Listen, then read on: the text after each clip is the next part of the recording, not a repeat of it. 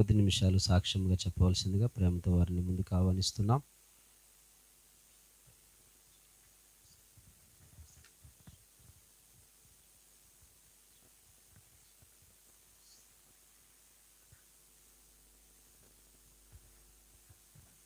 దేవునికి మహిమ కలుగునుగాక.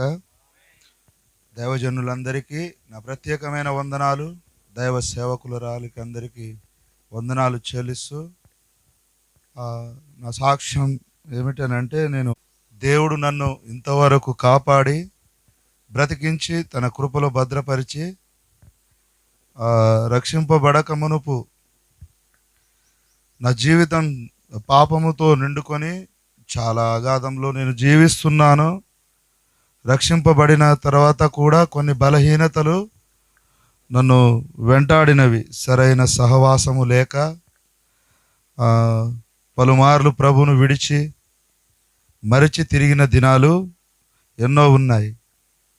అయినా దేవుడు మరవలేదు. మా నాన్నగారు చనిపోయిన కూడా మా బ్రతుకులలో మార్పు లేదు. మమ్మల్ని ధైర్యపరిచేవారు లేక, ఆదరించేవారు లేక,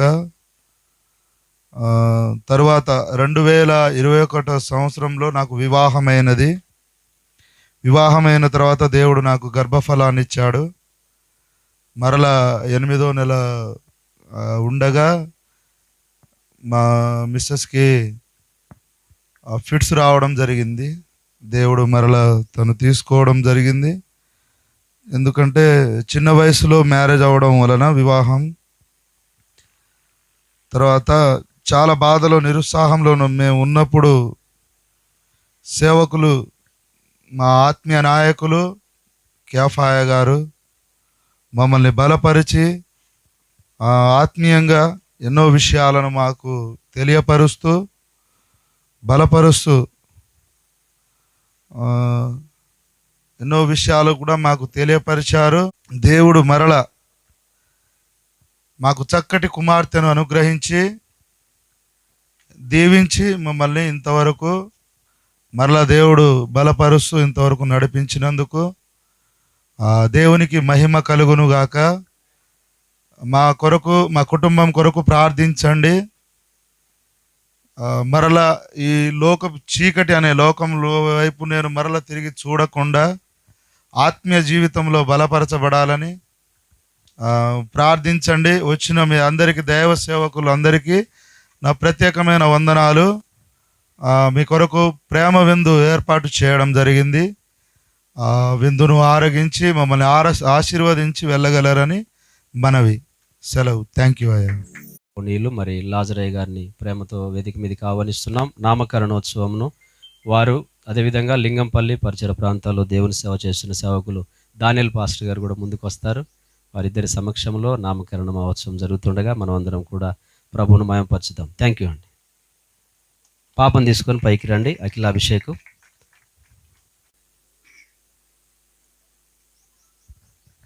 మంచిది. దేవుడు అభిషేక్ అఖిలను ప్రేమించి మరి ఇందరికి వారు చక్కని సాక్ష్యం తెలియచేశారు. మరి చాలా మరి దేవుడు వారిని జ్ఞాపకం చేసుకొని వారి దాంపత్య జీవితాన్ని దేవుడు ఆశీర్వదించి, బైబిల్లో చక్కటి మాట ఉన్నది.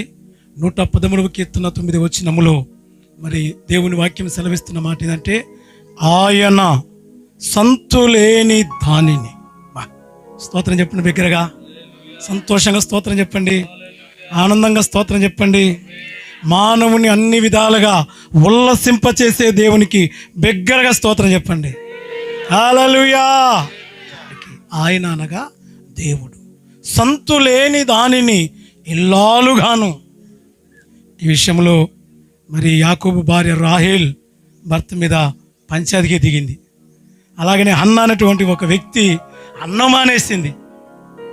భర్త వచ్చి అడుగుతుంది, ఏందమ్మా 10 మంది పిల్లల కంటే నేను నీకు ఎక్కువ కాదా అంటే, లేదు లేదు లేదు లేదు. స్తోత్రం చెప్పండి. మంచిది. మరి దేవుడు ప్రేమించి మరి అభిషేక్ని అలాగనే అఖిల్ని ప్రేమించి చక్కటి కుమార్తెను దేవుడు ఇచ్చాడు. మరి భూమి మీద జన్మించిన ప్రతి మనిషికి మరి ఒక పేరు అనేది ఉంటుంది. కాబట్టి ప్రభుత్వంలో వారు మరి దేవుని సేవకునిగా మరి నన్ను నామకరణం చేయటం కొరకు మరి పిలిచారు కాబట్టి స్థానిక సంఘ కాపరి కేఫాయి గారికి, అభిషక్తులు దైవజనులు మరి వినయ్ కుమార్ అయ్య గారికి, అమ్మగారికి, గనులైన దైవ సేవకులందరికీ ప్రభునామమున పేరు పేరున హృదయపూర్వక వందనాలు. మరి ఈ సమయం ముందు ప్రార్థన చేసుకొని చిన్న పాపకు నామకరణం చేద్దాం.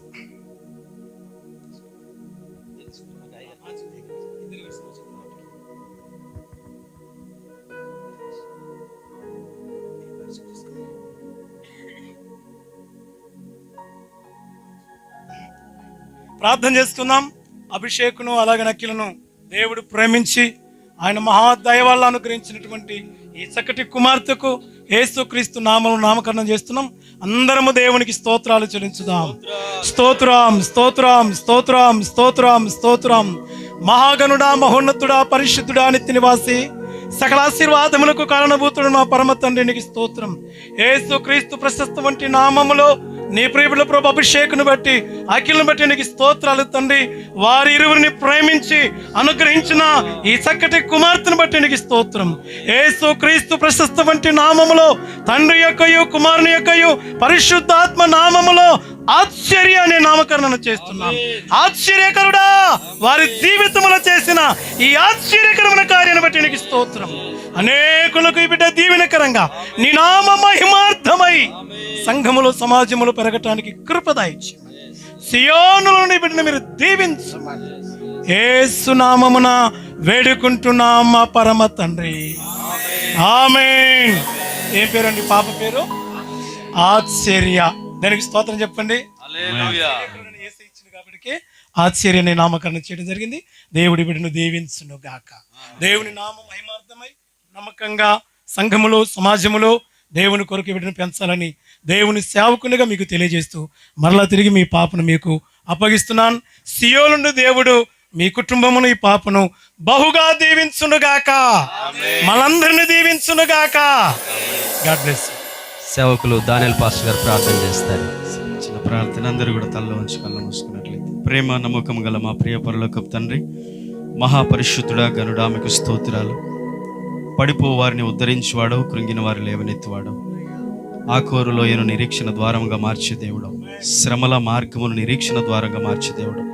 నీ బిడ్డలు కృంగిన వేళలో వారిని బలపరిచి ప్రభువా శ్రేష్టమైన ఉపదేశముల ద్వారా తండ్రి సేవకుల ద్వారా బలపరుస్తూ మరల వారిని రక్షణలో స్థిరపరిచి కోల్పోయిన దానిని తిరిగి మరల అనుగ్రహించి ఈరోజు ఆశ్చర్యను అనుగ్రహించారు. ఆశ్చర్యకరమైన కార్యాన్ని చేశావు. నీవు ఆశ్చర్యకరుడైన దేవుడవు గనుక నిన్ను నమ్మిన వారి ఎడల ఆశ్చర్య కార్యాలు జరిగించే దేవుడు. అభిషేకు అఖిలను మీరు ప్రేమించి ఇచ్చిన చక్కని బహుమానమును ఆశ్చర్యను మీరు దీవించుమని దేవా. మొదటి సమూయేలు గ్రంథం 2వ అధ్యాయం 26 లేఖనం ప్రకారంగా సమూయేలు బాలుడగు సమూయేలు యెహోవా దయందును మనుషుల దయందును వర్ధిల్లు చూడనని లూకా సువార్త 2వ అధ్యాయం 52వ వచనం ప్రకారంగా బాలుడైన యేసు జ్ఞానమందు వయస్సునందు మనుషుల దయందు దేవుని దయందును వర్ధిల్లు చూడనని లేఖనం ప్రకారంగా ఈ బిడ్డను మీరు దీవించండి. తల్లిదండ్రులు సంతోషపెట్టే బిడ్డగా ఇటు సంఘములోను ప్రభా సమాజములోను నేను మహిమపరిచే కుమార్తెగా అయా నీ జ్ఞానములో ప్రభువా నీ యొక్క అయా ప్రభు ఆశీర్వాదములు పెరిగినట్టు కృప చూపి మంచి ఆరోగ్యమును దయచేసి బిడ్డను వర్ధిల్ల చేయమని ఈ కుటుంబాన్ని ఇంకనూ దీవించమని యేసు పరిశుద్ధ నామములో ప్రార్థిస్తున్నాను తండ్రి. ఆమేన్. మంచిది. ప్రార్థించిన సేవకులకు వందనాలు. మరి ప్రాముఖ్యమైన సమయంలోనికి వచ్చాము. కూర్చోండి. మరి దేవాతి దేవుడు మరి ఈ ప్రాంతంలో పరిచర్య విధంగా జరగడానికి ఆశ్చర్యకరుడు, అద్భుతాలు చేసే దేవుడు. మరి ఎన్నికలేని నన్ను దేవుడు ఏర్పాటు చేసుకొని ఈ ప్రాంతంలో పరిచర్య చేయడానికి దేవుడు నన్ను నిలబెట్టాడు. దానికంటే ముందుగా మరి నేను ప్రభుని ఎరిగిన తొలిటి దినాల్లో సరైన క్రమం లేక అంటే విశ్వాసం ఉంది, బలంగా చావడానికైనా సిద్ధంగా ఉన్నాం, కానీ అది గ్రహింపు లేనటువంటి స్థితి అన్నమాట. అలాంటి ఆ మిడిమిడి జ్ఞానంతో, అలాంటి బలహీనతతో, ఏమంటారు తొందరపాటు ఎక్కువ, నాకు పేరుకు తగ్గట్టుగానే దుడుకు నాకు ఎక్కువ ఉండేది. కానీ దేవుని మహాకృప, నేను ఒక్క నెల మాత్రమే ఆ దైవజనులు ఆత్మీయుల నాయకులు మరి వినయ్ కుమార్ గారి దగ్గర నేను ట్రైనింగ్కి వెళ్ళాను. ప్రేమైన వాళ్ళరా, ఒక్క నెలలోనే అనేకమైన ప్రేమ పాఠాలు నేను నేర్చుకున్నా. దేవుని స్తోత్రం కలుగును గాక. అందరికీ గట్టిగా దేవునికి స్తోత్రాలు చెల్లిద్దాం అందరము. ప్రేమైన వాళ్ళరా, నిజముగా ఎందుకు పనికిరాని నా జీవితాన్ని ఏమంటారు ఒక మొద్దుని తీసుకెళ్ళినట్టుగా నేను మొద్దుగా ఒక సంచి పట్టుకొని వెళ్ళాను ఆ ట్రైనింగ్కి. డానియల్ అన్న జాక్సన్ పాస్టర్ గారు సాక్ష్యము. అసలు బట్టలు కూడా నా యొక్క రకంగా ఉండేవాడిని నేను. కానీ అలాంటి స్థితిలో ఉన్న నా జీవితాన్ని దేవుడు 2011 మే నెలలో మరి 1 మంత్ ట్రైనింగ్, 1 నెల ట్రైనింగ్లో దేవుడు నన్ను దర్శించాడు. ప్రియమైన వాళ్ళరా, అక్కడ ఒక పాట రాయడానికి కూడా దేవుడు కృప చూపాడు. మరి సేవకులు చూపించిన ప్రేమ అంతా ఇంత కాదు. నిజంగా వారిని బట్టి నేను ప్రభుని ఎంతగానో స్తుతిస్తున్నాము.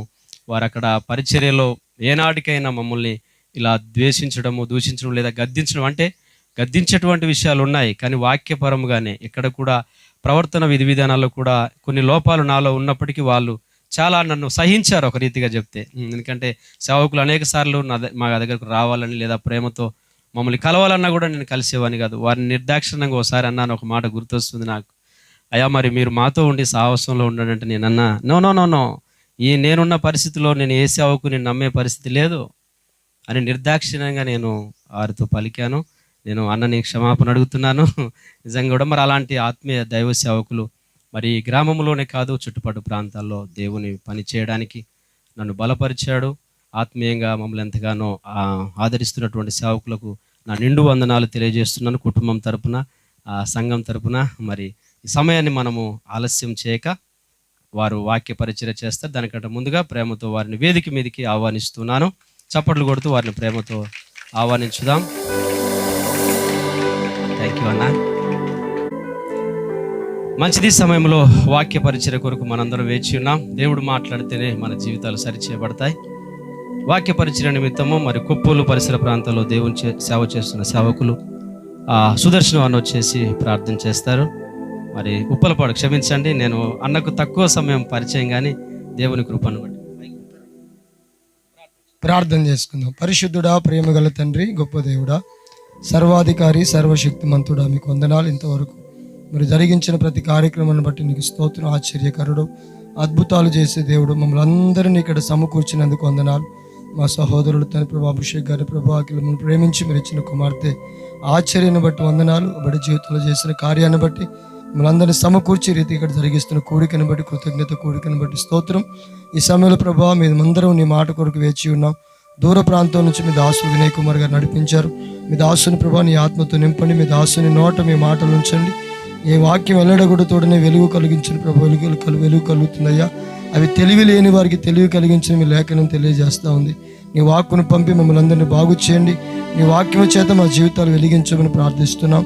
మీ దాసుని బలపరచండి. మీ దాసుని ప్రయోజనపరిచి మా అందరికీ కావలసిన మాటలు వినిపింపచేయమని ఈ కోరిక ఏర్పాటు చేస్తున్న కుమారుని కుటుంబాన్ని దీవించండి. ఇక్కడ పరిచయం చేస్తున్న దైవజనులు కేఫాయి గారి వారి కుటుంబాన్ని, సంఘాన్ని, పరిచయం దీవించమని మీకే స్తోత్రము చెల్లిస్తూ నీ వాక్కు చేత మమ్మల్ని బలపరిచి మీరే మహిమ పొందమని, సమస్త ఘనత, మహిమ, ప్రభావములు మీకే చెల్లిస్తూ మా అందరికి వినుబుద్ధిని పుట్టింపు చేయని, విసుకుదలాత్మ నిద్రాత్మను దూరపరచమని, పరిశుద్ధాత్మ నడిపింపు దయచేయమని, సమస్త ఘనత మీకే చెల్లిస్తూ యేసుక్రీస్తు వారి పరిశుద్ధ నామం పేరిట స్తుతించి ప్రార్థించి వేడుకొనుచున్నాము తండ్రి. ఆమేన్. Thank you. ప్రార్థించిన సేవకులకు వందనాలు. సమయాన్ని దైవజనులకు అప్పగిస్తున్నాను. చప్పట్లు కొడుతూ వారిని ప్రేమతో ఆహ్వానిస్తాం.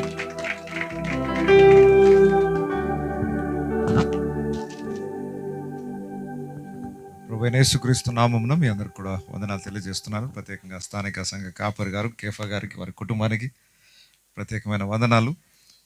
మరి ఈ యొక్క కార్యక్రమంలో స్పెషల్లీ ఎక్కువ మంది సేవకులు ఉండడం చాలా విశేషమైన విషయం. మరి సోదరుడు అభిషేక్ ఇంతమంది సేవకులు పరిచయం అయ్యారంటే చాలా గొప్పవాడే, మామూలు వ్యక్తి కాదు. ఓకే, చాలా మంచిది. మరి అభిషేక్ విషయంలో ఒక అద్భుతమైన విషయం చెప్పొచ్చు. మరి అఖిలదేవిగూడెం పాస్టర్స్ మీటింగ్లో మరి రెగ్యులర్గా ఆయన, వారి సత్యమని ఇద్దరు కలిసి గత 3 years నుండి వస్తున్నారు అనుకుంటా. ఓకే, 3 సంవత్సరాల నుండి చాలా క్రమం తప్పకుండా ఆ మీటింగ్కి వస్తున్నారు. నిజానికి అది పాస్టర్స్ కోసం ఏర్పాటు చేశాం, కానీ పాస్టర్స్ కంటే ఎక్కువ విశ్వాసులకు ఆసక్తి ఉంది. కాబట్టి విశ్వాసులను కూడా కాదనకుండా వారిని కూడా రావచ్చు అని ఆహ్వానిస్తే మరి వారు క్రమం తప్పకుండా మరి ఆ మీటింగ్లో పాలు పొందడం, వారికి దేవుని వాక్యం పట్ల, దేవుని సన్నిధి పట్ల ఉన్న ఆసక్తిని బట్టి వారిని అభినందిస్తూ ఉన్నాను. మరి దేవుడు ఇంకా ఆ కుటుంబాన్ని విశ్వాసంలో కూడా బలపరిచి దేవుని మహిమ కొరకు స్థిరపరచాలని కోరుచున్నాను. మంచిది, క్లుప్తంగా ఒక చిన్న వాక్య భాగాన్ని చదువుకొని కొన్ని మాటలు ధ్యానం చేసుకుందాం. స్పెషల్లీ ఆ కుటుంబం కొరకు కొన్ని మాటల్ని పంచుకోవాలని ఆశిస్తున్నాను. బైబిల్ ఒక చిన్న వాక్య భాగం చదువుకొని ధ్యానం చేద్దాం. యెషయా గ్రంథము 8వ అధ్యాయము 18వ వచనం.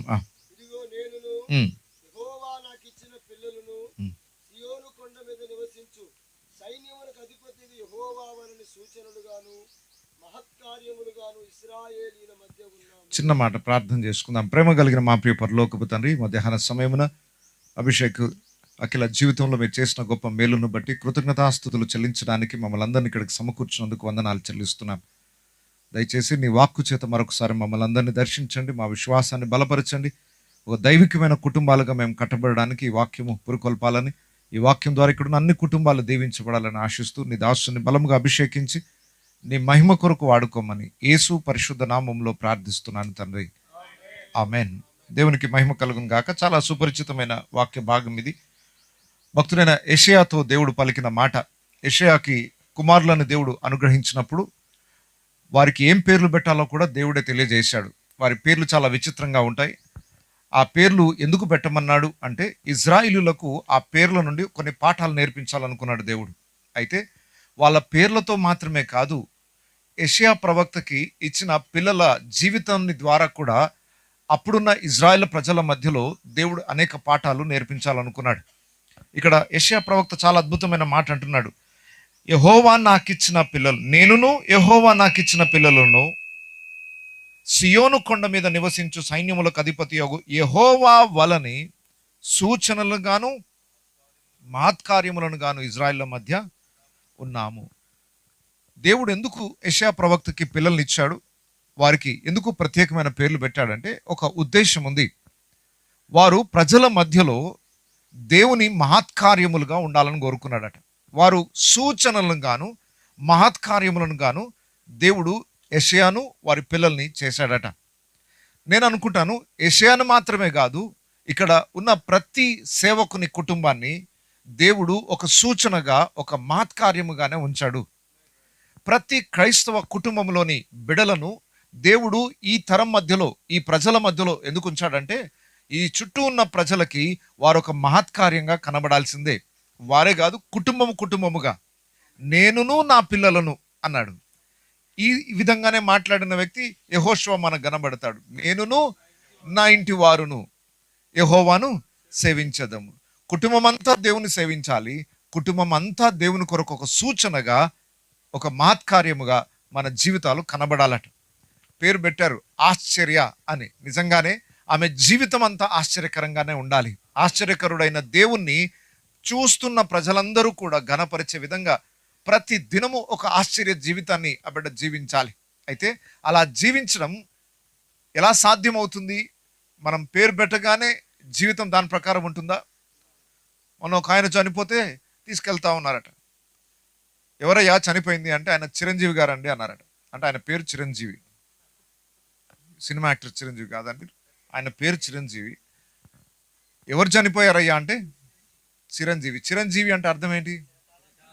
మరణమే లేనివాడు అన్నమాట. ఎవరయ్యా చనిపోయింది అని అంటే చిరంజీవి. ఈ ఊర్లో ఎవరయ్యా కోటీశ్వరుడు అంటే పెంటయ్య అన్నాడు. ఎవరయ్యా అడుక్కున్న పేరు ఏంటి అని అంటే కోటేశ్వర్ సార్. సో కొన్నిసార్లు పేర్లకి జీవితానికి చాలా అసలు పొంతన ఉండదు. కానీ బైబిల్లో మనం గమనిస్తే పేర్లకు సార్థకం చేసిన జీవితాలు కొంతమంది ఉన్నాయి. పేరుకు తగ్గట్టుగా జీవించిన జీవితాలు ఉన్నాయి. ఘనమైన పేర్లు పెట్టుకొని ఆ ఘనమైన జీవితాన్ని జీవించాలంటే ఒక ఘనమైన పెంపకము అవసరం. మంచి ఆశ, నా బిడలు దేవుని మహిమ కొరకు ఆశ్చర్యంగా కనబడాలి, మహత్కార్యముగా కనబడాలి, ఒక సూచనగా కనబడాలి. చుట్టూనున్న ప్రజల మధ్యలో నా కుటుంబము ఒక ఆశ్చర్యమైన రీతిలో ఉండాలి, ఒక మాదిరికరమైన స్థితిలో ఉండాలి అనే కోరిక కలిగి ఉండడం చాలా మంచిది. అయితే ఆ కోరికని మనము సఫలీకృతం చేసుకోవాలంటే దానికి మామూలు ప్రయాస కాదు. ఒక తల్లి బిడ్డని కనడానికి పడ్డ ప్రసవ వేదన కన్నా బిడ్డని పెంచడంలో అత్యధికమైన ప్రసవ వేదన అవసరం అవుతుంది. సేవకులకు కూడా ఇది వర్తిస్తుంది. ఒక ఆత్మని కనడానికి ఎంత ప్రసవ వేదన పడాలో ఆ ఆత్మని పరిపూర్ణతలోనికి నడిపించడానికి దానికంటే రెండంతల ప్రసవ వేదన పడాల్సి వస్తుంది. కన్న బిడ్డని పెంచి పెద్ద చేయడం ఒక పెద్ద ప్రాసెస్. 9 నెలలు గర్భమందు మోస్తారేమో కానీ వాడికి వివాహం అయ్యేంత వరకు వారి బరువు బాధ్యతలన్నీ మోయాల్సింది తల్లిదండ్రులు. వాడిని పెంచి పెద్దవాణ్ణి చేసి ఒక ఇంటివాణ్ణి చేసి అంతవరకు బిడ్డ కానీ కుమారుడు కానీ తల్లిదండ్రుల యొక్క బాధ్యత ఎన్ని సంవత్సరాలు ఆధారపడుతుంది. సరే అంతటితో అయిపోదు, దాని తర్వాత కూడా కొనసాగుతుంది. కానీ మేజర్ పార్ట్, ప్రాముఖ్యమైన పాత్ర మాత్రం వారి వివాహం చేయడం వరకు ముగించబడుతుంది.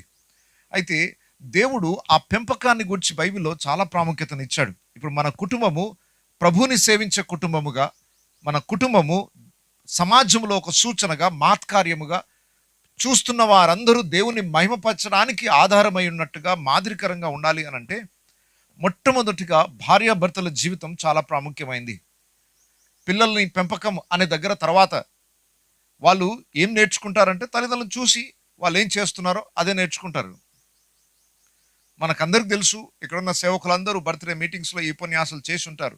కానీ మన పిల్లల్ని పెంచే సమయంలో దాని సమస్య ఏంటో మనకు తెలుసు. పిల్లలు ఒకటి చెప్తే ఒకటి చేస్తారు. భౌతికంగానే సామాన్యంగానే మనకు చెప్పవచ్చు ఏంటంటే మూర్ఖత అనేది మనిషి పుట్టుకతోనే వచ్చేస్తుంది. బైబిల్లో చాలా స్పష్టంగా రాయబడింది, బాలుని హృదయంలో మూర్ఖత స్వాభావికంగానే బై డిఫాల్ట్ పుట్టడమే ఆదాము యొక్క స్వభావంతో పుడతారు. దాన్ని మోల్డ్ చేయకపోతే ఆ మూర్ఖత అనేది పెద్ద అయ్యేంత వరకు అలాగే ఎదుగుతుంది. దాన్ని మొక్కగా ఉన్నప్పుడే సరిచేయకపోతే, అంటే ఆ మొక్క రావడం వంకర వస్తుంది అనమాట. దాన్ని ఏం చేయాలి? దాన్ని చక్కగా చేసేయాలి. మొక్కై వంగనేది మ్రానై వంగున అంటే దాన్ని ఉంచాల్సిన వయసు ఒకటి ఉంటుంది. ఆ వయసులో కరెక్ట్గా ఉంచేస్తే అలాగే నిటారుగా అది పైకి పెరుగుతుంది. అయితే ఆ బాధ్యతని దేవుడు ఎవరికి అప్పగించాడు? తల్లిదండ్రులకు. మొక్క బై డిఫాల్ట్ వంకరగా వస్తుంది. తల్లిదండ్రులుగా మీరిద్దరు ఏం చేయాలి? దాన్ని సరి చేయాలి. ఏం కాదులే, ఆ మొక్క రావడమే గొప్ప అనుకొని తృప్తి పడిపోయి కొంతమంది ఆ మొక్కను చూసుకుంటూ మురిసిపోతుంటారే కానీ ఆ మొక్కను సరిగా చేయాలి అన్న ఆలోచన మాత్రం ఉండదు. ఏ తల్లిదండ్రులు అయితే వారి జీవితంలో ఒక మంచి మాదిరి పిల్లలకు చూపించరో పిల్లలు ఖచ్చితంగా తప్పుత్రోవకు వెళ్ళడానికి 99% అవకాశాలు ఉన్నాయి. ఉదాహరణకు చెప్తున్నాను, మన బిడ్డ మంచి భవిష్యత్తు ఉండాలంటే మొట్టమొదటి జీవిత విధానాన్ని వారు నేర్చుకునేది తల్లిదండ్రుల దగ్గర నుండే. కాబట్టి తల్లిదండ్రులైన వారు మీ బిడ్డకి భాష నేర్పిస్తారు. మాతృభాష అంటాం. మన పిల్లలు ఏ భాష మాట్లాడతారు? ఫస్ట్ తల్లిదండ్రులు ఏం భాష మాట్లాడుతున్నారో మొట్టమొదటిగా వారు నేర్చుకునే భాష అదే మాతృభాష. అంటే ఒకవేళ తల్లిదండ్రులు అద్భుతమైన వేరే భాష మాట్లాడుతున్నారు అనుకోండి, అంటే దుర్భాష మాట్లాడుతున్నారు అనుకోండి, ఏదో కోపం వచ్చింది, ఇద్దరు భార్యాభర్తలు ఏదో అనుకున్నారు, నెక్స్ట్ అదే మాటలు మీ బిడ్డలో ఇప్పుడు చూస్తారు. మీరు వాళ్ళకేం నేర్పించాల్సిన అవసరం లేదు. తల్లిదండ్రులే ఫస్ట్ టీచర్స్. భార్యాభర్తలు అమర్యాదగా మాట్లాడుకుంటున్నారు అనుకోండి, వాళ్ళ భాషలో లోపం ఉంది, దుర్భాష వస్తుంది అని అనుకుంటే మీరు అనుకోవచ్చు, ఈ చిన్న బిడ్డకి ఏం తెలుస్తుందిలే, వాడికి ఏం తెలుసులే అని వాడు పక్కనే పెట్టేసి వీళ్ళు ఇష్టం వచ్చినట్టు తిట్టుకుంటూ ఉంటారు. మీరు తెలియట్లేదు, మీకు మీ పిల్లలకి పాఠాలు నేర్పిస్తున్నారు. ఆ టైంలో అరే ఇలా మాట్లాడాలి అని నేర్పిస్తున్నారు. మీకు తెలియదు వాడికి ఏం అర్థమవుతుంది అనుకుంటారు. కొద్ది రోజుల తర్వాత మీరు చూస్తారు ఆ భాష తల్లిదండ్రుల దగ్గర నుండి వస్తుంది. నేను ఒక ఉదాహరణ ఇప్పుడు జ్ఞాపకం చేస్తూ ఉంటాను. నాకు తెలిసిన ఒక పాస్టర్ గారు ఒక ఇంటికి వెళ్ళాడు. ఆ ఇంటికి వెళ్ళి తలుపు తట్టగానే ఒక చిన్న పిల్లోడు తలుపు తీశాడు. తలుపు తీశారు, డాడీ ఉన్నాడా నాన్న అన్నాడు. వాడు లోపలికి వెళ్ళి, డాడీ నీకోసం ఎవడో వచ్చాడు అన్నాడు. ఓకే, ఒక పాస్టర్గా మీరు తలుపు తీసి లోపలికి వెళ్ళగానే ఆ చిన్న పిల్లోడు ఇంటికి లోపలికి వెళ్ళి నీకోసం ఎవడో వచ్చాడు అనే వర్డ్ ఎలా అనిపిస్తుంది మీకు? ఆ భాష వాడికి ఎలా వచ్చింది అంటే ఎన్నోసార్లు తల్లిదండ్రులు అలా చెప్పుకున్నారు, రే ఎవడో వచ్చినట్టున్నాడు చూడు, ఆ వర్డ్ వాడు నేర్చుకున్నాడు. వాడు తప్పేముంది? తల్లిదండ్రులు ఏం భాష నేర్చుకున్నారు? ఒక ఇంటికి వచ్చిన అతిథితో ఎలా మాట్లాడాలి తల్లిదండ్రులు చూపించారు వాడికి. ఇంటికి ఎవరైనా వస్తే, ఒక కొత్త వ్యక్తి వస్తే ఎలా మాట్లాడాలి, ఎలా గౌరవించాలి, ఆ విషయాలు తల్లిదండ్రులు మాట్లాడిన మాటను బట్టి నేర్చుకున్నాడు. మీరు తెలుగు మాట్లాడితే మీ బిడ్డలు తెలుగు నేర్చుకుంటారు, ఇంగ్లీష్ మాట్లాడితే ఇంగ్లీష్ నేర్చుకుంటారు, బూతులు మాట్లాడితే బూతులు నేర్చుకుంటారు. ఈరోజు మీరేం మాట్లాడుతున్నారు అని అడుగుతున్నాను నేను. ఇప్పుడు ఈ చిన్న బిడ్డకు కాదు ఈరోజు ప్రసంగం, తల్లిదండ్రులకు ప్రసంగం. ఓకే, ఎందుకంటే మనం సరి చేయబడితే మన పిల్లలు ఆటోమేటిక్గా సరి చేయబడతారు. వారికి మాదిరి మనమే. మాతృభాష మనమేం బోర్డు పెట్టి నేర్పించట్లేదు. రోజు మనం మాట్లాడుతుంటే ఆటోమేటిక్గా వచ్చేస్తుంది. ఇట్టి భాషనే వస్తుంది అనుకుంటున్నారేమో, కంప్లీట్గా మన క్యారెక్టర్ అంతా వచ్చేస్తుంది వాళ్ళకి. నువ్వు ఎక్కడ చూసి కోప్పడుతున్నావు, దేని చూసి మృదువుగా ఉన్నావు, నువ్వు సున్నితమైన హృదయమా, నీది కఠినమైన హృదయమా, ఒక సమస్య వచ్చినప్పుడు నువ్వు ఎలా పరిష్కరిస్తున్నావు? దయచేసి గమనించండి. ప్రతి అబ్బాయి తండ్రి దగ్గర నుండి పాఠాలు నేర్చుకుంటాడు, ప్రతి అమ్మాయి తల్లి దగ్గర నుండి పాఠాలు నేర్చుకుంటుంది. రేపు వాళ్ళు పెద్దవాళ్ళై వివాహమై వారి కుటుంబాలు కట్టుకోవాలంటే మీ మీదనే ఆధారపడి ఉంది. వారు పెద్దవాళ్ళై కుటుంబాలు కట్టుకోలేకపోతున్నారంటే మిమ్మల్ని చూసి వారు సరిగ్గా కుటుంబాలు కట్టుకోవడం కూడా నేర్చుకోలేదు. ఒక స్త్రీగా భర్తకి ఎలా గౌరవాన్ని ఇవ్వాలి అనేది ఒక కుమార్తె నేర్చుకుంటుంది పాఠం తల్లి దగ్గర. ఒక భర్తగా బాధ్యత వహించి భార్యను ప్రేమించి కుటుంబాన్ని సంరక్షించే బాధ్యత మీ కుమారుడు మీ దగ్గర నుండి నేర్చుకోవాలా? పిల్లలకి ఎవరైనా నీ హీరో అని అడిగితే మా డాడీ నా హీరో అనాలి, మా మమ్మీ నాకు హీరోయిన్, ఆమెను చూసి నేను నేర్చుకుంటాను అనే స్థాయిలో మన పిల్లలు ఉండాలట. ఒకవేళ తల్లి కాకుండా తండ్రి కాకుండా బయట సినిమాకి సంబంధించిన వాడు ఎవరైనా హీరో హీరోయిన్ అయ్యారా అనుకోండి, ఇంకా అయిపోయింది వారి జీవితం. నీకెవరు హీరో, నీకెవరు మోటివేషన్ అని పిల్లల్ని అడిగితే తల్లి పేరు తండ్రి పేరు చెప్పగలిగితే అంతకంటే గొప్ప ధన్యత తల్లిదండ్రులకి ఇంకొకటి లేదు. నేను ఏమైనా నేర్చుకుంటున్నానంటే మా డాడీ దగ్గర మా మమ్మీ దగ్గర అని మన పిల్లలు చెప్పగలిగితే మనం ధన్యులం. ఈరోజు పిల్లలు తల్లిదండ్రుల దగ్గర తప్ప మిగతా అంత అన్ని మాటలు వింటారు, తల్లిదండ్రుల మాటనే వినరు. కానీ పిల్లలు తల్లిదండ్రుల మాట సరిగ్గా వినగలిగితే లోకంలో ఇంకెవ్వరి మాట వినకుండా ఉండగలుగుతారు. వారి ప్రవర్తనలో చాలా మార్పు వస్తుంది. అయితే మనము చాలాసార్లు చేసే పొరపాటు ఏంటంటే ఆ చిన్న వయసులో, స్పెషల్ ఇప్పుడు అందరూ పెద్దలు అయిపోయారు, ఇప్పుడు మనకందరికి ఛాన్స్ లేదు. అది 12 సంవత్సరాల వయసు లోపున్న పిల్లలకి తల్లిదండ్రులకు మాత్రమే అవకాశం.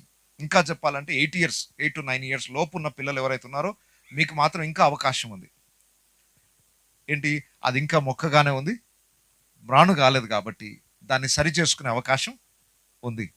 ఇక ఆల్రెడీ ముదిరిపోయిన వాళ్ళని ఇంకేం చేయలేం, మొక్కరించి ప్రార్థన చేయడం తప్ప.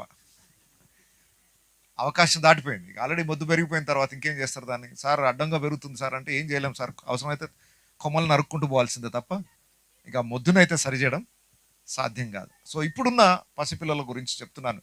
8-9 సంవత్సరాల లోపున ఆ పిల్లలు ఇంకా తల్లిదండ్రుల యొక్క క్రమశిక్షణలో పెంచడానికి అవకాశం ఉంది.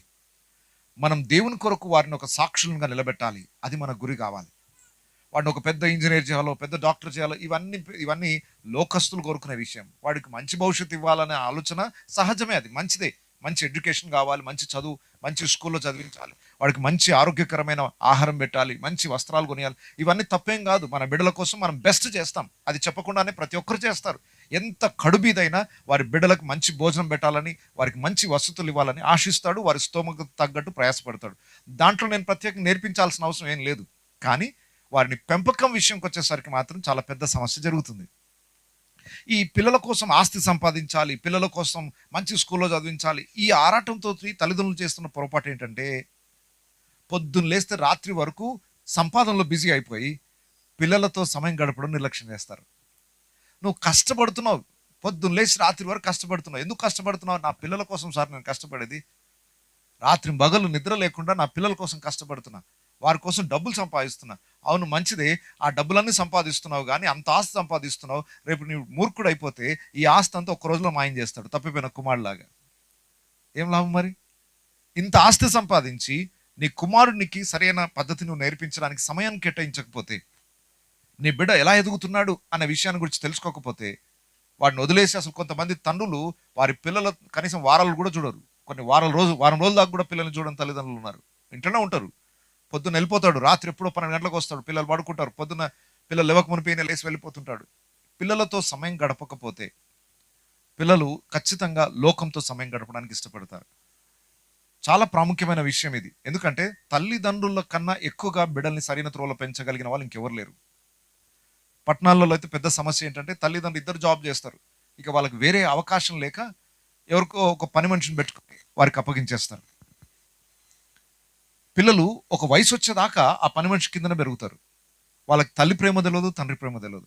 నేను అంటున్నా, తల్లి ప్రేమ తండ్రి ప్రేమ ఒక పని మనిషి చూపించగలుగుతుందా? అన్ని పనులు చేసి పెట్టగలుగుతుంది. ఒక మంచి పని మనిషి అయినా అన్ని చేయగలుగుతుంది, కానీ ఒక తండ్రి ప్రేమ తల్లి ప్రేమ మాత్రం ఆమె అందించలేదు. పనులు చేసి పెట్టగలుగుతుంది. ఆ ప్రేమ మిస్ అయిపోయి పిల్లలు లోక ప్రేమకి ఆకట్టుకుంటారు, దానికి ఆకర్షింపబడి నాశనం చేసుకుంటారు. ఎందుకంటే లైఫ్ చాలా బిజీ అయిపోయింది. ఎంత బిజీ అంటే మన పిల్లలతో సమయం గడపలేనంత బిజీ అయిపోతే మన పిల్లల్ని మనమే పాడు చేసిన వాళ్ళం అవుతాం. చూడండి, వారికి ఆస్తి సంపాదించడం తప్పేమి కాదు, వారి కోసం కష్టపడడం తప్పేమి కాదు, కానీ నిర్లక్ష్యం చేసి మనం ఇంకేదో సాధిస్తాం అనుకుంటే మాత్రం వారి జీవితాలను పాడు చేసిన వాళ్ళం అవుతాం. సో నేను అందరికీ ఇచ్చే హెచ్చరిక ఎప్పుడు నేను జ్ఞాపకం చేసేది ఏంటంటే, మన బిడ్డలు ఈ సమాజం మధ్యలో ఒక ఉద్దేశంతో పెంచబడాలి, వారి జీవితాలు ఆదర్శవంతంగా ఉండాలి. వాళ్ళని చూసినప్పుడల్లా ప్రజలు ఆశ్చర్యపోవాలి, ఇంత పాడు లోకంలో మీ బిడ్డలు ఎలా బ్రతకగలుగుతున్నారు, ఇంత పాపపు ప్రపంచంలో మీ పిల్లలు పరిశుద్ధంగా ఎలా బ్రతకగలుగుతున్నారు. నోరు తెరిస్తే బూతులు వస్తున్నాయి అందరికీ, మీ పిల్లల్లో ఇప్పటి వరకు ఒక్కసారి ఒక బూతు మాట వినలేదు. ఎలా పెంచగలిగారు మీరు? లోకానికి అది ఆశ్చర్యాన్ని ఇవ్వాలి. మీ బిడ్డల ప్రవర్తన, ఈ ప్రజల మధ్యలోనే ఉంటున్నారు కదా, ఈ ఊర్లోనే ఉంటున్నారు కదా, అయినా ఈ లోపాలు ఎందుకు అందరిలో కనబడినట్టు మీ పిల్లల్లో కనబడట్లేదు? మీ కుటుంబంలో ఈ ఆశ్చర్యానికి కారణం ఏంటి అని లోకం గుర్తించే విధంగా మన కుటుంబం ఉండాలట. దేవుడు మనల్ని అందుకొరకే ఉంచాడు. అలా సూచనగా ఉండడానికి దేవుడు క్రైస్తవ కుటుంబాలని వెలుగుగా మనల్ని ఉంచాడు. ఇంత చీకటి ప్రపంచాల్లో మన కుటుంబాలు వెలుగుగా, దీపంగా వెలుగుతున్నప్పుడు అది సూచనగానే, అది దేవుని యొక్క ప్రతిబింబం లాగా మన కుటుంబాలు కనబడాలి. సో ఆ పర్పస్తో మన బిడ్డల్ని మనం పెంచగలిగితే ఖచ్చితంగా బైబిల్లో చాలా స్పష్టంగా రాయబడింది, వారి భవిష్యత్తు గురించి చింతించాల్సిన అవసరం లేదు. ఆయన నీతిని, ఆయన రాజ్యాన్ని వెతకడం నేర్పిస్తే చాలు. దాంతోపాటు వాళ్ళకి భవిష్యత్తుని ఎలా కట్టాలో దేవుడు చూసుకుంటాడు. మనం ఏం చేయగలుగుతాం చెప్పండి? వారి భవిష్యత్తుని మీరు అనుకున్నంత ఈజీగా కట్టగలుగుతారా? దేవుని ప్రమేయం లేకుండా, దేవుని దీవెన లేకుండా మీ బిడ్డల్ని మంచి భవిష్యత్తులోనికి నడిపించగలరా? దేవుని పరిచయం చేయండి, దేవుని భక్తిని పరిచయం చేయండి. ఒక్కసారి దేవునితో కనెక్ట్ అయ్యారంటే దేవుని జ్ఞానం వారికి ఇవ్వబడుతుంది. వారి చదువుల్లో కానీ, వారి భవిష్యత్తును కట్టుకోవడంలో కానీ, వారి ప్రవర్తనలో కానీ, వారు గౌరవించడం విషయంలో కానీ అన్ని క్రమమైన పద్ధతిలో నేర్చుకోగలుగుతారు. దేవుని పరిచయం చేయకుండా వాడిని లోకానికి పరిచయం చేసేసి చిన్నప్పుడే తల్లిదండ్రులు చేస్తున్న పెద్ద మిస్టేక్. ఇప్పుడు పిల్లలలో ఎక్కడైనా ఆట వస్తువులు కొని ఇవ్వడం చూసారా మీరు? ఇప్పుడు ఆడుకునే పిల్లలు ఎక్కడైనా చూడండి, ఎక్కడైనా ఆట వస్తువులు కనబడాయి. ఆట వస్తువులు అంటే మనం చిన్న ఉన్నప్పుడు ఆడుకునే ఆట వస్తువులు ఏమైనా కనబడుతున్నాయా? ఒక్కటి చాలు అన్ని సమస్యలకి పరిష్కారం. ఒక్కటి చాలు. తల్లిదండ్రులకు చాలా టెన్షన్ ఫ్రీ చేసింది ఫోన్ వచ్చి. ఎంత టెన్షన్ ఫ్రీయో! వాడిని చందమామ చూపించి ఊరంతా తిప్పి తినిపించాల్సిన అవసరం లేదు. ఏ కుక్కనో బర్రెనో బయట రోడ్డు మీదకి వెళ్ళి చూపించాల్సిన అవసరం లేదు. మొత్తం ప్రపంచాన్ని చేతుల్లో చూపించాల్సిన. సో ఇప్పుడు పెద్దవాడైన తర్వాత ప్రేయర్ రిక్వెస్ట్ కోసం వస్తారు. అయ్యగారు మా అబ్బాయి కోసం ప్రార్థన చేయండి సార్. అస్సలు ఫోన్ వదులుతలేడు సార్. వాడు చదువు పక్కన పెట్టి ఫోన్ తోటే కూర్చుంటున్నాడు సార్, వాడి కోసం ప్రార్థన చేయండి. నేను అన్నా, ఫస్ట్ ఫోన్ ఎవరు అలవాటు చేశారు? తల్లి ఒక ఫోను, తండ్రి ఒక ఫోన్ పట్టుకొని కూర్చున్నారు. ఇక వాడేం చేస్తాడు? ఊకే ఈ తల్లి ఫోన్ లాక్కుంటున్నాడు, తండ్రి ఫోన్ లాక్కుంటే వాళ్ళ కోపం వచ్చి ఏం చేశారంటే వీడు కూడా ఒక ఫోన్ కొనిచ్చేస్తే పని అయిపోతుంది. వాడికి ఏదో ఆడుకుంటాడు ఫోన్తో. తల్లిదండ్రులు దాన్ని సమర్థించుకోవడానికి ఏం చెప్తున్నారంటే, మా పిల్లలకి ఉట్టి కార్టూన్ చూపిస్తాం సార్, రైమ్స్ చూపిస్తాం. స్టార్ట్ అయ్యి దాంతోటే మరి డైరెక్ట్ సినిమా చూపిస్తారా? ఎవరు చూపించరు, ఏ తల్లిదండ్రులు చూపించరు. మీరు చూపించేది రైమ్సే, మీరు చూపించేది బొమ్మలే. కానీ మీకు తెలియట్లేదు, మీకు తెలియకుండానే వాడికి అలవాటు చేసేది మీరే. ఇప్పుడు ఫోన్లో వాడు ఉట్టి రైమ్స్తో ఆగిపోతాడా? లోకంలోనున్న సకల చెత్త అంతా మీ పిల్లల మైండ్లోకి ఎక్కుతుంది. మీకేంటి? మీరు డ్యూటీలో బిజీ అయిపోయారు, వంటలో బిజీ అయిపోయారు, మీ పనిలో బిజీ. వాడు నన్ను డిస్టర్బ్ చేయకపోతే చాలా అనుకుంటున్నారు. వాడి పని ఏదో వాడు చేసుకుంటున్నాను, నన్ను డిస్టర్బ్ చేయట్లేదు కదా, అది జాలే. వాడు ఏం చూస్తే నాకేంటి అని తల్లిదండ్రులు చేసే ఆ నిర్లక్ష్యమే లోకంలో ఉన్న సకల చెత్త అంతా వాడి మెదడులో దూరుతుంది. నీకు తెలియట్లేదు, అది పాయిజన్ లాగా తయారైతే ఒకరోజు బస్ట్ అవుతుంది, ఒకరోజు బయటపడుతుంది. అప్పుడు నువ్వు ఏడవాల్సింది, ఇంకా వేరే మార్గం లేదు. చేయి జారిపోయిన తర్వాత అప్పుడు అర్థమవుతుంది దీని ప్రభావం ఏంటో. ఈ ఫోన్స్కి అసలు యాక్చువల్లీ సాఫ్ట్వేర్స్ ఎవరైతే తయారు చేశారో, బిల్ గేట్స్ అనే పేరు వినే ఉంటారు మీరు. ప్రపంచానికి పరిచయమైన గొప్ప సాఫ్ట్వేర్ అధినేత బిల్ గేట్స్ అని, సాఫ్ట్వేర్ మైక్రోసాఫ్ట్ని అధినేత. అసలు ఈ ఫోన్లో పనిచేసే సాఫ్ట్వేర్స్, ఆండ్రాయిడ్ కానీ ఇవన్నీ సాఫ్ట్వేర్స్ తయారు చేసే వ్యక్తులు. ఆ కంపెనీ ఓనర్ ఎలా వాళ్ళ పిల్లల్ని పెంచాడని ఇంటర్వ్యూ తీసుకుంటే ఆయన చెప్పిన మాట ఏంటంటే, పిల్లలకి ఇంచుమించు 16 సంవత్సరాల వయసు వచ్చేదాకా కూడా ఆయన ఫోన్ ఇవ్వలేదట. అంత వయసు వచ్చిన తర్వాత డబ్బు లేక కాదు, టెక్నాలజీ. అరే మరి మా పిల్లలు టెక్నాలజీ లేకపోతే ఎట్లా ఎదుగుతారు, వాళ్ళ బ్రెయిన్ ఎట్లా పనిచేస్తుంది అని మీరు అనుకుంటున్నారేమో. అంత టెక్నాలజీ దిగ్గజమైన బిల్ గేట్స్ గారే 16 సంవత్సరాల దాకా పిల్లలకు ఫోన్ ఇవ్వలేదనంటే ఎందుకు ఇవ్వలేదు తెలుసా? ఆయనకు తెలుసట ఈ ఫోన్ పిల్లల్ని ఎంత డ్యామేజ్ చేస్తుందో. ఈ సాఫ్ట్వేర్ని కనిపెట్టిన వాళ్ళకి తెలుసు దీని ద్వారా ప్రజల మైండ్స్ ఎంత పాడవుతాయో. చిన్నప్పుడే ఆ మెత్తటి బ్రెయిన్కి ఈ సిగ్నల్స్ చాలా తప్పుత్రోవ నడిపిస్తాయి. పిల్లల్ని ఎలా పెంచాలో తెలియట్లేదు తల్లిదండ్రులకు. ఒక ఫోన్ ఇచ్చి వాడు అల్లరి చేయకుండా కూర్చుంటే చాలా అనుకుంటున్నారు. నో, వాళ్ళకి మీరు కావాలి, మీతో సంభాషణ రావాలి. ఏదైనా నేర్పించాలనుకుంటే మీరు నేర్పించడం ప్రయత్నం చేయండి. ఏదైనా కథలు నేర్పించాలంటే మీరు కథలు చెప్పడం నేర్చుకోండి. మీరు నేర్చుకుంటారు, మీ పిల్లలకు నేర్పించగలుగుతారు. వాడికి ఏదైనా కథ చెప్పాలనుకోండి, ఫస్ట్ మనం తెలుసుకోవాలి కదా. అందుకొరకే ద్వితీయోపదేశకాండం రాయబడింది, మీరు దేవుని ధర్మశాస్త్రం మీ హృదయంలో భద్రపరచుకోండి, వాటిని మీ పిల్లలకు నేర్పించండి. సో మనం ఏం చేస్తున్నాం, మనం నేర్చుకోవట్లేదు, మన పిల్లలకు నేర్పించే ఛాన్సే లేదు. ఎందుకంటే మన దగ్గర ఉంటే కదా సబ్జెక్ట్. బైబిల్ ఏంటో మనకే తెలియనప్పుడు మన పిల్లలకి ఏం నేర్పిస్తాం? నేను చెప్తున్నాను, పిల్లలు ఇంత అప్డేటెడ్ టెక్నాలజీ ఉన్న కథలు అంటే చాలా ఇష్టం పిల్లలకి. అయితే చిన్నప్పుడే పడుకునే సమయంలో రోజు ఒక కథ చెప్పడం నేను నేర్చుకున్నట్లయితే ఒక సమయం వస్తుంది, వాడు బైబిల్ అంతటితో పరిచయం ఏర్పడుతుంది.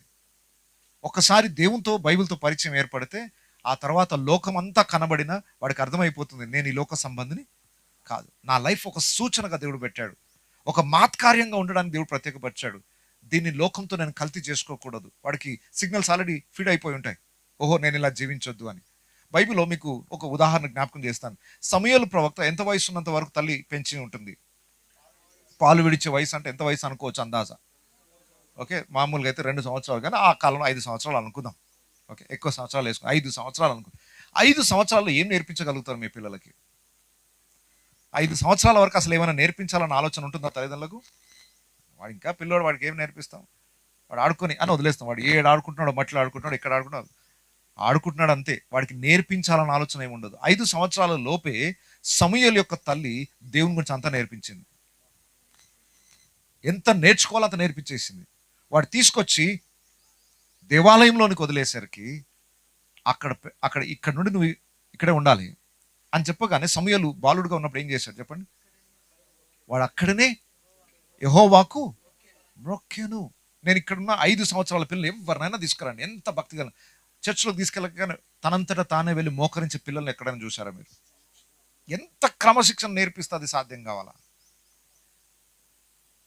అంటే ఎంత తల్లి జాగ్రత్త తీసుకుంది. 5 సంవత్సరాల లోపే ఆ చిన్న బిడ్డని ఎలా మోల్డ్ చేయాలో తల్లి నేర్చుకుంది. ఇతను దేవుని కొరకు ఒక సాక్షిగా నిలబడాలి, ఒక సూచనగా నిలబడాలి. తల్లి ఆ 5 సంవత్సరాల పెంపకము తన జీవిత కాలం అంతా అతన్ని నిలబెట్టింది. బాలుడు నడవలసిన త్రోవను వానికి వాడు పెద్దవాడైనప్పుడు దాని నుండి, ఇది ప్రాక్టికల్గా చేయాలి. మనం చెప్తాం ఈజీయే, కానీ చేసి చూపించాలి మనం. ఆ చిన్న వయసులో తల్లి చేసి చూపించింది. 5 సంవత్సరాల లోపు నేర్పించిన పాఠాలు ఆ బిడ్డని చివరి శ్వాస వరకు నిలబెట్టాయి. సమూయేలు ప్రవక్త బ్రతుకున్నన్ని దినములు ఇజ్రాయిలులకు సంరక్షణ జరిగింది. ఒక గొప్ప ప్రవక్తగా తన జీవితం కట్టబడింది. ఎంత చిన్నప్పుడు నేర్పించిన పాఠాలు ఎలా కట్టబడ్డాయి తెలుసా? నేను ఇక్కడున్న మీ తల్లిదండ్రులు అడుగుతున్నాను, ఆల్రెడీ పెద్దవాళ్ళు ఉన్నారు కదా మన పిల్లలు. మీరు ఫస్ట్ టైం మీ కుమారుని కానీ కుమార్తెని కానీ స్కూల్కి తీసుకెళ్ళిపోయి స్కూల్లో వదిలేసి బయటికి రాగానే ఏడవకుండా ఉన్న పిల్లలు ఉన్నారా? మొదటిసారి మీ పిల్లల్ని స్కూల్కి తీసుకెళ్ళి మొదటి రోజు ఎక్కువ సమయం ఉంచరు, ఒక పావు గంట అరగంట ఉంచి తీసుకెళ్ళిపోండి సార్ అంటారు. ఫస్ట్ టైం మీ పిల్లల్ని స్కూల్ తీసుకెళ్ళినప్పుడు గుర్తుపెట్టుకోండి, వాడు తీసుకెళ్ళిపోయి అక్కడ వదిలేసి బయటికి రాగానే ఏడవడం. బయట నుండి మనకే బాధ అనిపిస్తారా, ఈ స్కూల్ ఎందుకు అనవసరంగా తీసుకెళ్ళిపోతే బాగుంటుంది, వీటిని ఏడుస్తూ ఉన్నాడు అనుకొని మనం అనుకుంటాం. కానీ ఆ 15 నిమిషాలు అక్కడ ఉండడానికి ఏమాత్రం ఇష్టపడరు పిల్లలు. ఏడుస్తూనే ఉంటారు, మేము ఇంటికి వెళ్ళిపోతాను. అలవాటు కావడానికి వారం పడుతుంది. మా బాబుని తీసుకెళ్ళిపోయి స్కూల్లో వదిలేస్తే వాడు ఏడు చూసి 2 రోజులు జ్వరాలు వచ్చి 1 సంవత్సరం అంతా స్కూల్ పంపలేదు. స్కూల్ అంటే చాలు జ్వరం వచ్చేసేది. అక్కడ పావు గంటనే మళ్ళీ వచ్చి తీసుకెళ్ళిపోతా అంటే కూడా వాడికి అర్థం కాదు. ఒక అరగంట సేపు అక్కడ కూర్చుంటే అలవాటు పడతాడు. రోజు ఒక అరగంట అంటే అరగంట కూడా వాడికి అక్కడ కూర్చోబెట్టడం కష్టమయ్యేది. సమూయేలు ప్రవక్తను తీసుకొచ్చి తల్లి అక్కడ వదిలేసి, ఇక నువ్వు ఇంటికి రావడానికి వీల్లేదు నాయన, నీ జీవితం ఇక్కడే. పావు గంట స్కూల్లో వదిలిపెడితేనే ఉండని పిల్లలు ఆ వయసులో ఇక్కడ నుండి ఇక ఇల్లు మర్చిపోవాలి నాయన, ఈ దేవాలయమే నీ ఇల్లు అంటే ఎలా అర్థమైందంటారు ఆ బాలుడికి? అంటే తల్లి దేవుని యొక్క ప్రాముఖ్యత ఎంత నేర్పిస్తే తల్లిని తండ్రిని సహితము మర్చిపోయి దేవుణ్ణి హత్తుకోవడం అంటే ఎంత జాగ్రత్త తీసుకుంది ఆ తల్లి. అయ్యా, ఈ రోజున్న తల్లిదండ్రులు దయచేసి ఈ జాగ్రత్త మీరు తీసుకోకపోతే చేతులారా మన బిడ్డల జీవితాలను పాడు చేసిన వాళ్ళం అవుతాం. వారి కోసం మనం సంపాదించే ఆస్తి కన్నా, వాళ్ళకి మనం ఇచ్చే చదువు కన్నా దేవుని గురించిన జ్ఞానం వారికి నేర్పిస్తేనే వారి జీవితాలు కట్టబడతాయి. ఆ చిన్న వయసులో నేర్చుకుందే అతని దేవుని కొరకు నిలబెట్టింది. ఎలాంటి పరిస్థితుల్లో నిలబెట్టిందో తెలుసు మనకి. దేవాలయంలోనే ఉన్నాడు. ఏలీ కుమారులు ఒకవైపు భయంకరమైన పాపం చేస్తున్నారు. కళ్ళ ముందు అపవిత్రతను చూస్తున్నాడు. పొద్దున్న లేస్తే ఈరోజు ఫోన్లు వచ్చాయి, ఆయన లైవ్లో చూస్తున్నాడు. ఫోన్లో జరిగే నీచమైన కార్యాలన్నీ ఆయన కళ్ళ ముందు చూస్తున్నాడు బాలుడుగా ఉన్నప్పటి నుండే.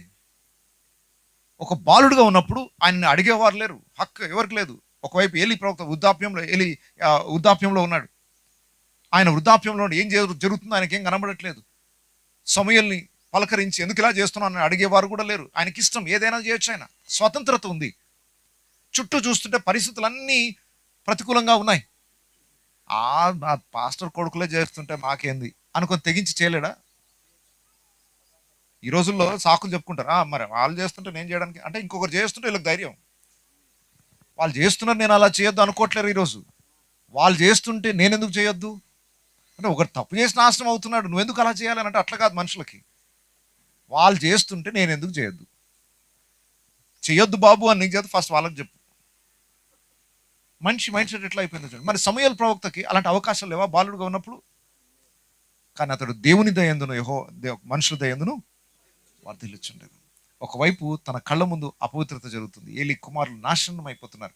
ఎంత నాశనం అయిపోయారంటే, వారు దేవుని కొరకు ఒక సూచనగా ఉండాలి, దేవుని పరిచర్య చేయాల్సిన ఏలి కుమారులు, వారిని బట్టి ప్రజలు దేవునికి అర్పణలు చెల్లించడానికి అసహ్యం అయిపోయిందట వాళ్ళకి. వాళ్ళు ఎంత ఘోరమైన స్థాయికి వెళ్ళిపోయారంటే, ఇక చర్చ్కే రావద్దు మనం అని ప్రజలు డిసైడ్ అయిపోయారట.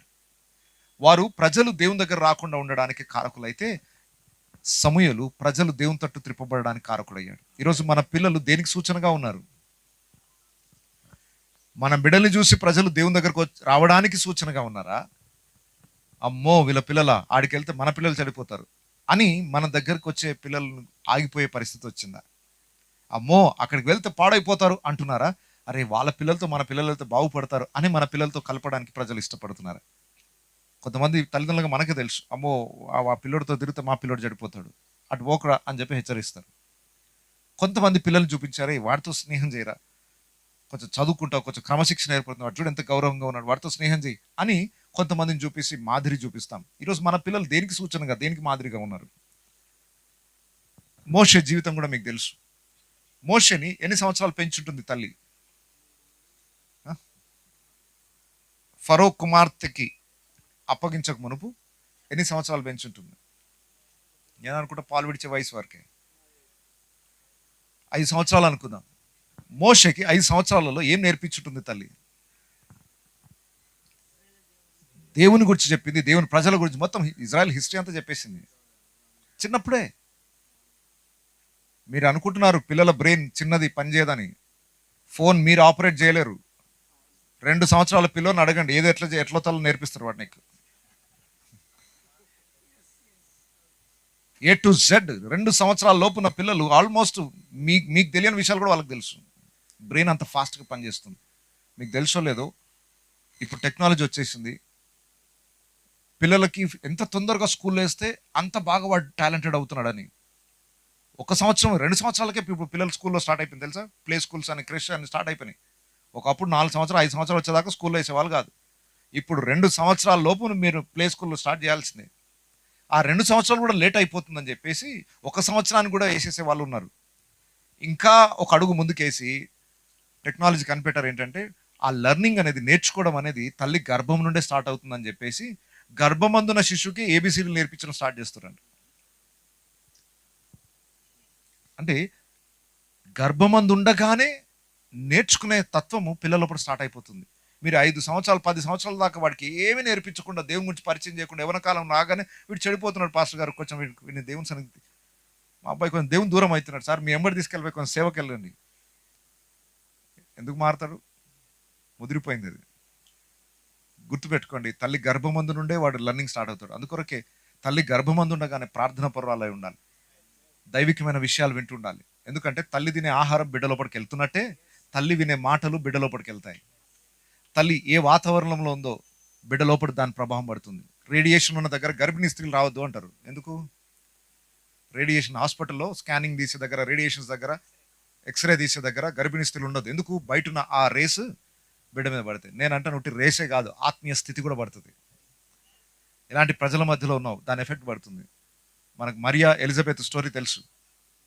ఎలిజబెత్ గర్భమందున్న శిశువు మరియా రాగానే ఏమైందట? ఎలా తెలుస్తుందంటారు?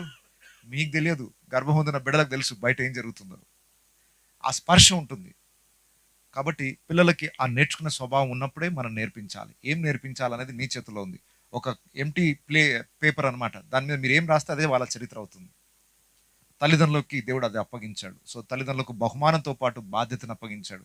క్రైస్తవ కుటుంబాలు ఈరోజు మన బిడ్డల విషయంలో శ్రద్ధ తీసుకోకపోతే రేపు దుర్దినములు రాబోతున్నాయి, బహు భయంకరమైన పరిస్థితులు రాబోతున్నాయి. విశ్వాస భ్రష్టులు అయిపోయి దేవుడిని ఉగ్రతకు లోనయ్యే స్థితి రేపు సమాజంలో రాబోతుంది. ఇలాంటి పరిస్థితుల్లో కూడా ఒక నీతి కలిగిన కుటుంబముగా నోవహు అతని కుటుంబము ప్రత్యేకించబడినట్లుగా దేవుని బిడ్డలందరి కుటుంబాలు యెషయా ప్రవక్త కుటుంబాల్లాగా, యెహోషువ కుటుంబం లాగా నేనును నా ఇంటి వారిని యెహోవాను సేవించదమన్న సాక్ష్యాన్ని మనం సంపాదించుకోగలిగితే అంతకంటే గొప్ప భాగ్యం లేదు.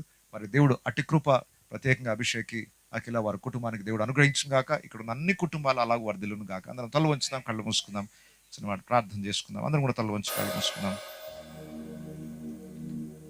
ఒకసారి విన్న మాటల్ని జ్ఞాపకం చేసుకుంటూ ఎంతమంది తల్లిదండ్రులు నమ్మకంగా ఈరోజు చెప్పగలుగుతారు, నా బిడ్డలు నేను సరైన త్రోవలో పెంచగలిగాను,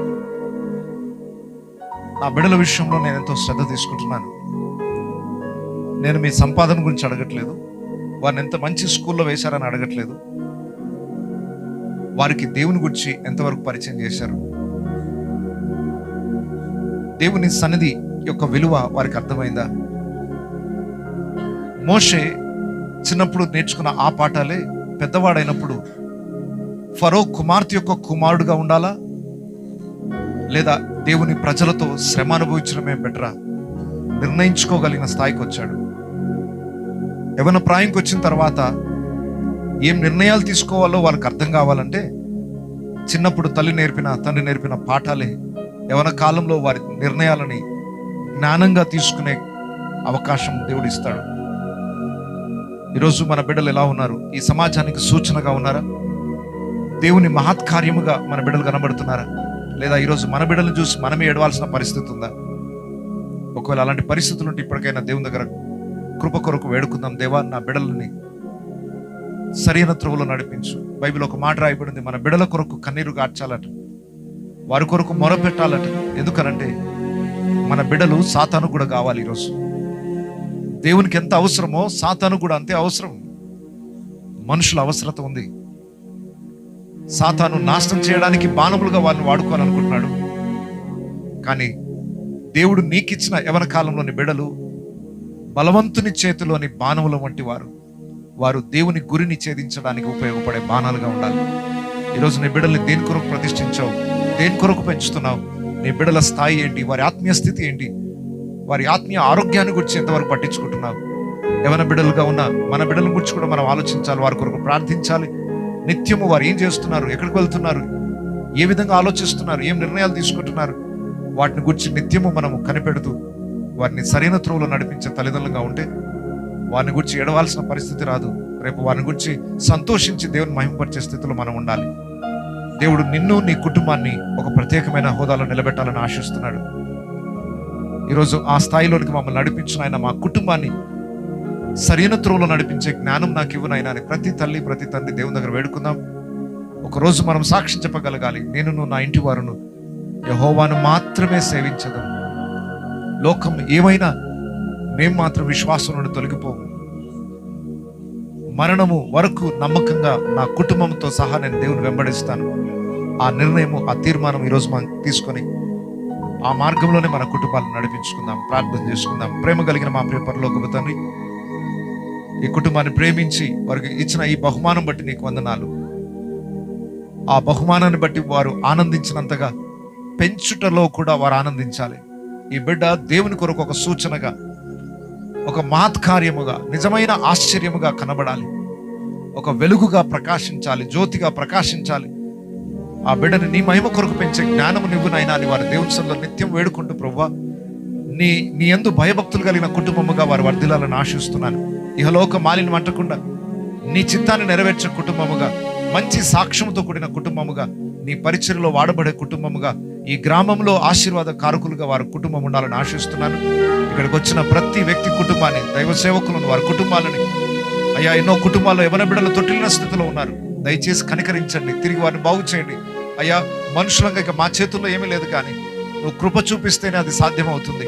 ఒకవేళ తొట్టిలో ఉన్న పిల్లలు ఎవరైనా ఉన్నట్లయితే ఈరోజు మారు మనసు రక్షణ దయచేసి తిరిగి నీ నీతి మార్గంలోనికి వారిని నడిపించండి. ఇక్కడున్న ప్రతి కుటుంబము ఈ భయంకరమైన చీకటి యుగములో నీ వెలుగుగా ప్రకాశిస్తూ, నీ సూచనలుగా, నీ మహత్కార్యములుగా తిరిగి మమ్మల్ని అందరినీ, మా కుటుంబాలని మార్చి నిలబెట్టి నీ చిత్తమును నెరవేర్చుకోమని యేసు పరిశుద్ధ నామములో ప్రార్థిస్తున్నాను తండ్రి.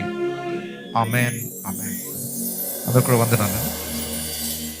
మంచిది. సమయంలో అందరూ లేచి నిలబడి పాట పాడుతూ ప్రభువును మహిమపరుచుతాము. అందరం చేతులు పైకెత్తి కొద్ది సమయం దేవుని ఆరాధన చేద్దాం. నేను, నా ఇల్లు, నా ఇంటి వారందరూ మానక స్తుతించెదము.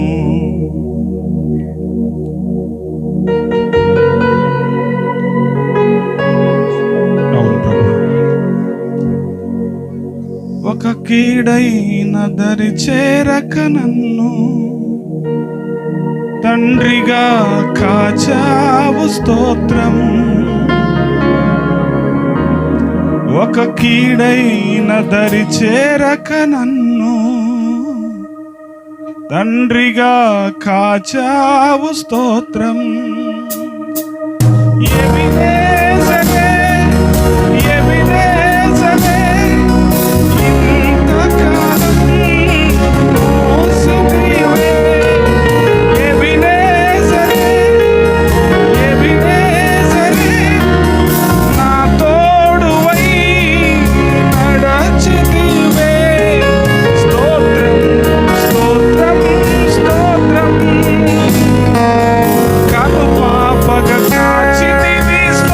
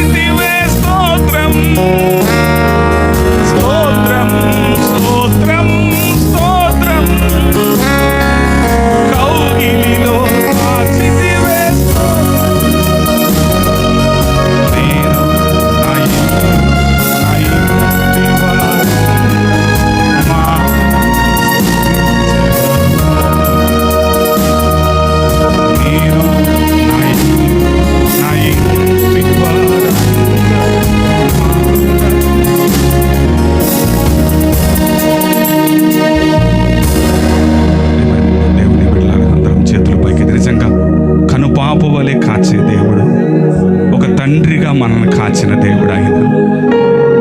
ఆయన అనాథలుగా విడిచిపెట్టే దేవుడు కాదు. మన పట్ల శ్రద్ధ వహించే దేవుడు, మనకు తోడై నడిచే దేవుడు ఆయన. ఇంత మంచి దేవుడు ఎవరున్నారు? ఇలాంటి దేవుడు ఎవరున్నారు? ఆయన ఒక్కడే. ఆయనకు మహిమ చెల్లిద్దాం, ఆయనకి కృతజ్ఞతాస్తుతులు చెల్లిద్దాం. అయ్యా, ఇంతవరకు తోడై ఉండి కాచావు. నేను చెదరక నన్ను మోసిన దేవుడవు నీవేనయ్యా. నన్ను, నా కుటుంబాన్ని నిరకల కింద భద్రపరిచిన దేవుడు అయ్యా. నిత్యము నీ మహిమ కొరకు నేను, నా కుటుంబం బ్రతుకుతాం ప్రభు అని ఈరోజు చేతులెత్తి దేవుని సన్నిధిలో మనస్ఫూర్తిగా ఆయనకి, ఒకవేళ మన కుటుంబంలో పరిస్థితులు త్రుట్టిపోయిన పరిస్థితులు ఉన్నట్లయితే ఈరోజు దేవుని సన్నిధి వేడుకుందామయ్యా. ఒకవేళ నా పిల్లలు తప్పిపోయిన స్థితిలో ఉన్నట్లయితే ఈరోజు సరిచేయ్యా. మనుషులు ఎవ్వరు సరిచేయలేరయ్యా, నీ ఒక్కడవే సరిచేసే దేవుడు అయ్యా. నీ పాదాల చెంత నా పరిస్థితిని పెడుతున్నాను ప్రభు. దేవుని వేడుకున్నాము. దేవుడు తప్ప ఎవరు మనుషుల యొక్క హృదయాలను, జీవితాలను మార్చలేరండి. ఈరోజు ఆ సృష్టికర్త అయిన దేవుని ఎదుట మన పరిస్థితిని పెట్టి దేవుని వేడుకున్నాం. దేవానికి మహిమ కలుగును గాక, నీకే ఘనత ప్రభావములు చెల్లును గాక నాయన. యుగ యుగములకు స్తోత్రార్హుడవు నీవే, మహిమకర్హుడవు నీవు. మీకు వందనాలు చెల్లిస్తున్నాను. మమ్మల్ని ప్రేమించి మాతో మాట్లాడిన ప్రతి మాటను బట్టి మీకు వందనాలు చెల్లిస్తున్నాను. ఈ సమాజంలో మేము ఎలా బ్రతకాలో, ఒక కుటుంబముగా మేము ఎలా తల్లిదండ్రులంగా బ్రతకాలో, మా పిల్లలు ఈ సమాజంలో మాదిరికరంగా ఉండాలో ప్రభు నీ లేఖనముల ద్వారా మాకు తెలియపరిచినందుకు వందనాలు చెల్లిస్తున్నాను. అటు రీతిలో బ్రతకడానికి సహాయం దయచేయండి. ముఖ్యంగా ఈ కుటుంబం కొరకు ప్రార్థిస్తున్నాను. కుటుంబాన్ని కూడా దీవించండి. మీరు ప్రేమించి ఇచ్చిన బహుమానాన్ని నీ మహిమ కొరకు పెంచడానికి విన్న మాటలు వారి జీవితాల్లో ఫలింపు చేయమని సమస్త ఘనత మీకే చెల్లించుకుంటూ ఈ కొద్ది స్తుతి ఆరాధన యేసుక్రీస్తు నామములో సమర్పిస్తున్నాము తండ్రి. ఆమేన్. తండ్రి అయిన దేవుని ప్రేమ, కుమారుడైన యేసుక్రీస్తు కృప, పరిశుద్ధాత్మ దేవుని యొక్క అన్యోన్య సహవాసము ప్రత్యేకంగా ఈ కుటుంబానికి చేరి వచ్చిన దైవ సేవకులకును సంఘమంతటికి ఇది మొదలుకొని యుగ సమాప్తి వరకు సదాకాలము తోడయుండును గాక. ఆమేన్. ఆమేన్. ఆమేన్. ఆమేన్. Praise the Lord. అందరికీ కూడా వందనాలు. వందనాలన్నా.